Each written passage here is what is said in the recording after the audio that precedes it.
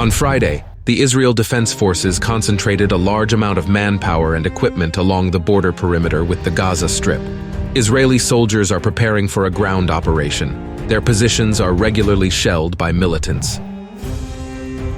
In addition to shelling, Palestinian groups occasionally launch attacks on Israeli positions. Several clashes occurred at Sufa and Nirim, where Palestinians managed to injure soldiers and damage equipment with ATGMs. On the night from Saturday to Sunday, Israeli aviation again fired missile at the Aleppo airfield in Syria. This was preceded by the shelling of Israeli positions in the occupied Golan Heights from SR territory.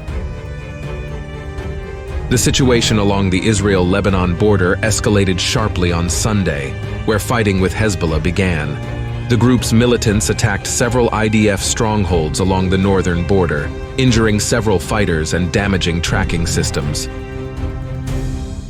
Amid clashes with Hezbollah, UN peacekeepers stationed near the border reported shelling.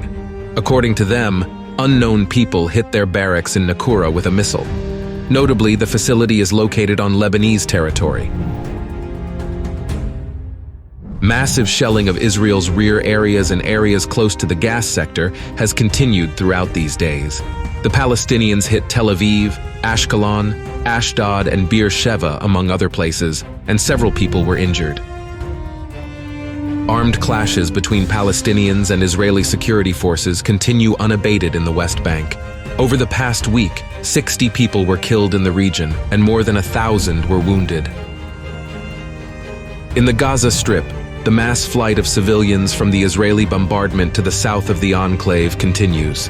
Meanwhile, the Israeli Air Force is carrying out massive strikes in Gaza. The aircraft destroyed several convoys with refugees.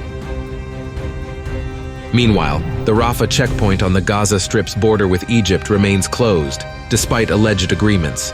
People are unable to leave the enclave, and there is no access to basic amenities, hygiene products, and medicine.